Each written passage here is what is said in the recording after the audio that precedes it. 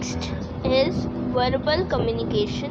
So in verbal communication, information is shared by using words.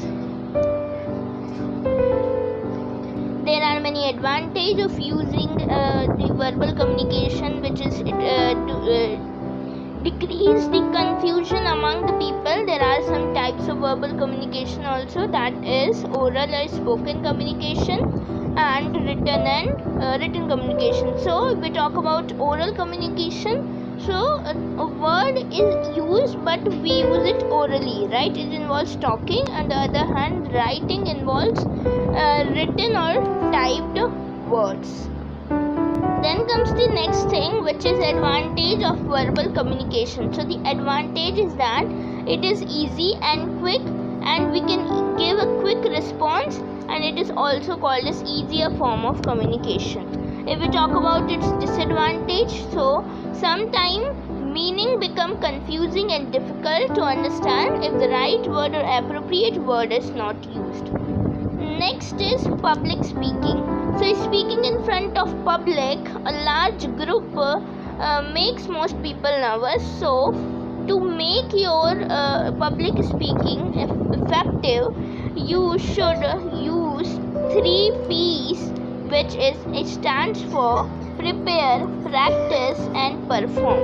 Prepare, practice and perform is actually the 3 P's which will overcome your fear.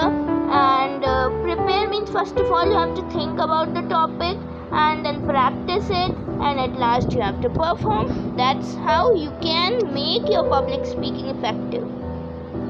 Now come to the next, which is non-verbal communication. So in non-verbal communication, we communicate without using any words. Then what we use? We use our expression, gesture and body posture. Let's understand something from this particular figure too. That is expression, posture, gesture, touch, space, eye contact, paralanguage. These are some of the ways through which we express non-verbal communication. Then comes the next, which is importance of non-verbal communication.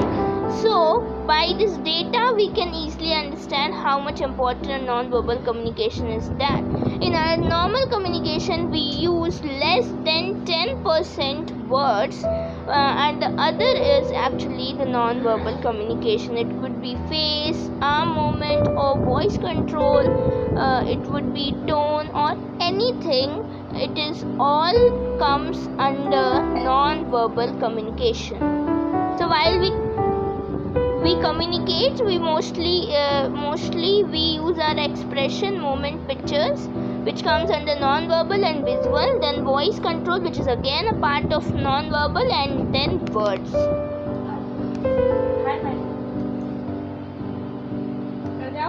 Non-verbal communication makes our message stronger. Right gesture and posture help to be professional at our work. Right gesture while speaking makes our message more effective. So there are the many factors which with the help of them we can easily understand how a non-verbal communication is effective. See, these are some of the type of non-verbal communication, which is facial expression, posture, body movement and touch.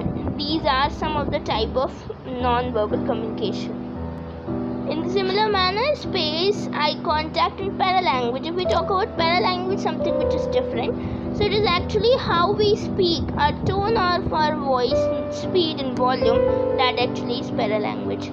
Let's come to the next type of communication, which is visual communication. Here we communicate through images or pictures, and we do not need to know any particular language to use this.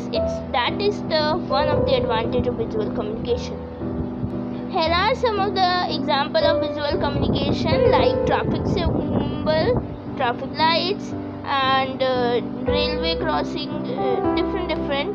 These are the sign or some of the example of visual communication. That's all.